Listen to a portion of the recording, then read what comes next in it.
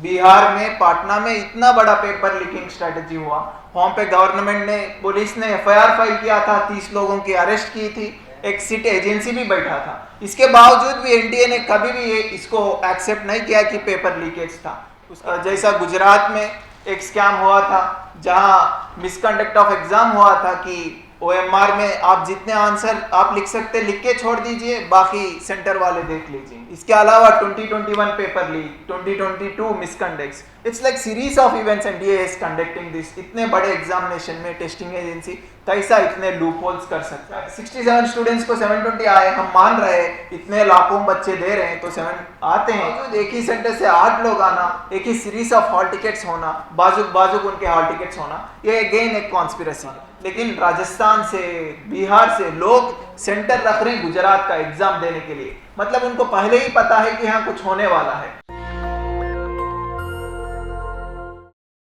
NEET 2024 का क्या बड़ा इश्यू था, आप सब इससे वाकिफ है।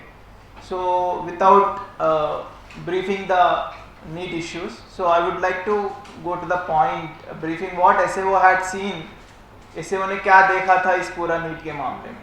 तो नीट ऐसी जो इम्पोर्टेंट स्ट्रीम है जिसमें मेडिकल एंट्रेंस में एग्ज़ाम देते हैं, इसके लिए लाखों बच्चे ने हर साल एग्ज़ाम अपेयर करते हैं और उन दिन रात मेहनत करते हैं, अपनी ज़िंदगी उसमें कुर्बान करते हैं, सोशल मीडिया से दूर रहते हैं, माँ बाप से दूर रहते हैं, हॉस्टलों में पढ़ते हैं, और कई लोग तो कोचिंग भी 3 साल 2 साल 4 साल इसके लिए लगातार लगते हैं। तो इतनी मेहनत, इतनी स्टूडेंट्स इसके पीछे पढ़ने, इसके पीछे अपनी ज़िंदगी लगाने के बाद एनटीए, नेशनल टेस्टिंग एजेंसी जैसी एक जो एग्ज़ाम कंडक्ट कराने वाली एजेंसी ने गवर्नमेंट के बिहाफ में इतना बड़ा लूप होल्स, ब्लंडर्स करना हम पहली बार देख रहे हैं। और ये भी नहीं कि इंडिया जैसे बड़ी मुल्क में इतने स्टूडेंट्स को एग्ज़ाम करने में छोटी मोटी मिस्टेक्स होते रहते हैं, ये हम भी मानते हैं। लेकिन इस बार जो कॉन्सिक्वेंसेस हुए थे, पहले से लेके डेट ऑफ नोटिफिकेशन से लेके डेट एंड टिल टुडे क्या क्या चेंजेस आए थे, मैं आपके सामने रखने जा रहा हूँ। तो सबसे पहले अगर हम देखेंगे तो एनटीए ने पहले हर बार की तरह नोटिफिकेशन दिया था रजिस्ट्रेशन के लिए, हर बार 1 महीने का टाइम देता है, इसी बार भी 1 महीने का टाइम दिया, 9 फरवरी से 9 मार्च तक 1 महीने का टाइम दिया था। उसके बाद फिर हर बार की तरह इस बार भी एक्सटेंशन किया था 15 डेज का। वो तो हर बार की चीज़ है, हर बार ये नोटिफिकेशन में होता है। लेकिन इस बार हमको नोटिफिकेशन में एक अजीब की चीज़, एक मतलब अननोइंग फैक्ट या एक मिसलीडिंग फैक्ट दिखा था। तो कभी भी ऐसा नहीं हुआ कि any time it was not there कि after extending the notification suddenly after 20 days of notification, मतलब 15 मार्च तक 16 मार्च तक एक्सटेंशन हुआ था, फिर भी 9th और 10th में सिर्फ 2 दिन के लिए एनटीए ने रजिस्ट्रेशन ओपन किया था। We don't know who had appeared for, but NTA has given this clarification. Many students had given them complaints कि वो लोग रजिस्टर नहीं कर पाए। So citing this fact, NTA has opened the registration again on April 9th and April 10th after giving nearly 1.5 month of extension total procedure. So this is the first misleading fact. उसके बाद दूसरा, मई 5th को exam होना था, मई 5th को exam हुआ था। उसके बाद कई टेलीग्राम्स में और कई व्हाट्सएप चैनल्स में पेपर लीकेज की हल मचाया था। तो कई टेलीग्राम चैनल्स में उसका प्रूफ भी निकला था। So we thought it's a fake. कभी होता है इंडिया में कि इंडिया में कहीं भी होता है ऐसी चीज़ें कि फेक न्यूज़, इतनी बड़ी सोशल मीडिया में फेक न्यूज़ ऐसी ही पड़ती रहती है। तो हम सोचे वो फेक न्यूज़ है। तो उसके बाद बिहार में, पटना में एक मिसलीडिंग फैक्ट आती है। तो उसके पहले एनटीए ने 5th को उसी दिन एग्जाम में प्रेस मीट में लेता है क्या, और ये क्लियर करता है सिर्फ राजस्थान में एक ही जगह पे स्टूडेंट्स ने, उनको गलत क्वेश्चन पेपर लिया गया था, वो सेंटर से बाहर निकले थे, लेकिन उसके बावजूद कहीं भी पेपर लीकेज का मामला नहीं था। उसके बाद हम देखने को लगा कि बिहार में, पटना में इतना बड़ा पेपर लीकिंग स्ट्रेटजी हुआ, वहाँ पे गवर्नमेंट ने, पुलिस ने एफआईआर फाइल किया था, 30 लोगों की अरेस्ट की थी, एक सिट एजेंसी भी बैठा था। इसके बावजूद भी एनटीए ने कभी भी इसको एक्सेप्ट नहीं किया कि पेपर लीकेज था। उसके बाद हमको आउटडोर स्कैम दिखने लगे, जैसा गुजरात में एक स्कैम हुआ था जहां मिसकंडक्ट ऑफ एग्जाम हुआ था कि OMR में आप जितने आंसर आप लिख सकते लिख के छोड़ दीजिए, बाकी सेंटर वाले देख लीजिए। उसके साथ साथ नोएडा में एक रॉकेट बस्ट हुआ था। मतलब एक सीक्वेंस ऑफ इवेंट्स होने के बावजूद भी NTA ने कभी इसको एक्सेप्ट नहीं किया कि पेपर लीकेज था। तो कई टीवी चैनल्स ने भी इसके ऊपर रिपोर्ट पेश किए थे कि there was solid proof for paper leakage. उसके बाद NTA ने 24.5 lakhs had registered for the exam, only 23.5 lakh had attempted the exam। तो इतने लोग अटेम्प्ट करने के बाद NTA ने ये नोटिफिकेशन दिया कि जून 14 को अपना रिजल्ट जारी करेगा।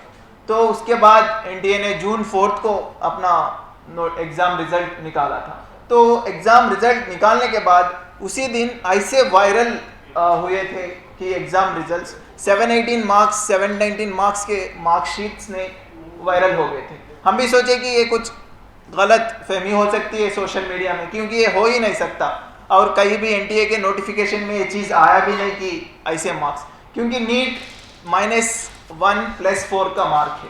तो सारे हर सब्जेक्ट में 45 क्वेश्चन अटेम्प्ट करना होता है 180 का, तो 4 मार्क्स प्लस होता है, -1 का नेगेटिव होता है। अगर एक बच्चा एक क्वेश्चन अटेम्प्ट नहीं किया तो -4 हो जाएगा। अगर एक बच्चा गलत अटेम्प्ट किया, रॉन्ग आंसर अटेम्प्ट किया तो -5 हो जाएगा।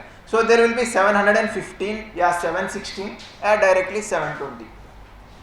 लेकिन इस बार 718 719 के कई 713 ऐसे कई सारे मार्कशीट्स रिजल्ट के वायरल हो गए थे। तो NTA ने ट्वीट से इसका क्लैरिफिकेशन देता हुआ साइटेशन करता है 2018 सुप्रीम कोर्ट का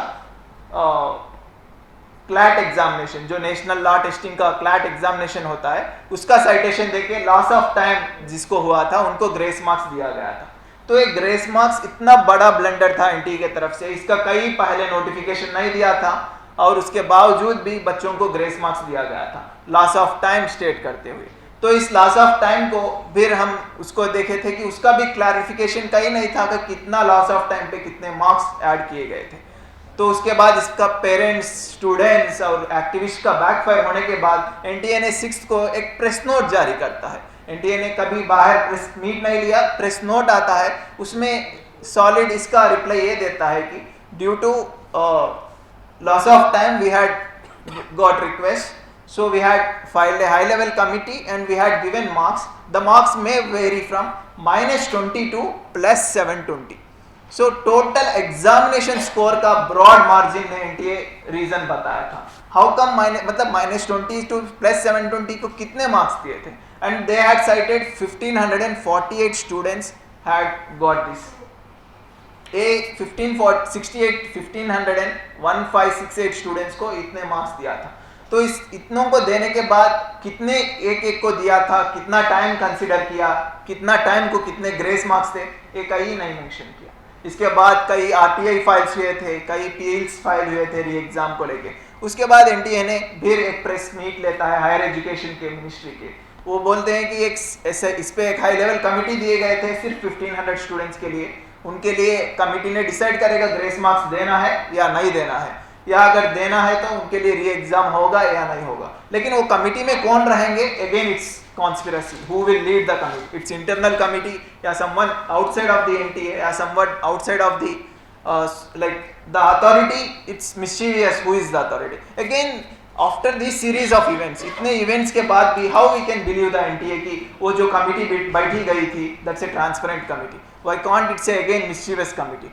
द सेकंड क्वेश्चन राइजेस, अगर उन लोगों के लिए अलग से एग्जाम लिए तो what about the exam paper is easy than previous one या difficult than previous one, so that 1500 students has to suffer. अगर री एग्जाम लिए तो all people has to suffer, and this is not the first time NTA is misconducting this behavior. अगर हम देखेंगे तो CUET exam के भी Delhi centre में कल एग्जाम था तो आज नोटिफिकेशन आता कि एग्जाम सारे कैंसिल थे। इतने बच्चे हॉल टिकट से रेडी बैठे, मेंटली प्रिपेयर हुए, तो एग्जाम में नोटिफिकेशन आता कि दिल्ली बेस्ड सेंटर में एग्जाम्स नहीं होने वाले थे। इसके अलावा 2021 paper leak, 2022 misconducts, it's like series of events NTA is conducting this. इतने बड़े एग्जामिनेशन में टेस्टिंग एजेंसी कैसा इतने लूप होल्स कर सकता है, इसको लेके SAO ने ब्रॉड स्ट्रैटेजी क्रिएट किया था, तो वी आर गोइंग लीगली। सो उसके बाद सिर्फ यही नहीं था, इसके बाद और एक हमको इस बार देखने को खबर मिली थी कि out of high 720 marks 67 candidates had score 720, उसमें से 8 स्टूडेंट्स एक ही जज्जार सेंटर हरियाणा से 720 by 720 आए थे। सो दिस इज मतलब out of statistic, bursting statistics. 67 students को 720 आए, हम मान रहे हैं इतने लाखों बच्चे दे रहे हैं तो 7 आते हैं, इतने कॉम्पिटिटिव है स्टूडेंट्स, इतने काबिल भी है, हम समझते हैं इस बात को। इसके बावजूद एक ही सेंटर से 8 लोग आना, एक ही सीरीज ऑफ हॉल टिकट्स होना, बाजुक उनके हॉल टिकट्स होना, ये अगेन एक कॉन्स्पिरसी है। तो इसको हम कैसा माने कि एक ही सेंटर से इतने, मतलब एक स्टैटिस्टिकल भी रखेंगे तो आंध्रा इतने कंट्रीज है, इतने लोग हैं, तो ये अगेन मिस्चीवियस है। फिर जो गुजरात में अटेम्प्ट हुआ था तो इसके लिए कई स्टेट से, मतलब मैं गुजरात का हूं तो मैं गुजरात में अप्लाई करूंगा, लेकिन राजस्थान से, बिहार से लोग सेंटर रख रहे हैं गुजरात का एग्जाम देने के लिए, मतलब उनको पहले ही पता है कि यहाँ कुछ होने वाला है। इतना बड़ा मतलब मिसकंडक्ट या अनट्रांसपेरेंसी एक एनटीए में कैसा कर सकता है, इसको लेके हम निश्चित है और इसको लेके हम सर्वे भी किए थे, बच्चों की वॉइस भी लिए थे, इस सारा चीजों का ब्रीफिंग। नेशनल दस्तक की आपसे गुजारिश है कि अगर इसको बचाना चाहते हैं तो नेशनल दस्तक को सब्सक्राइब करने के लिए रेड कलर के सब्सक्राइब बटन को दबाएं, फिर बेल आइकन की घंटी दबाएं। नेशनल दस्तक को बचाने के लिए बहुत जरूरी है कि हर खबर को शेयर करें, लाइक करें, कमेंट जरूर करें।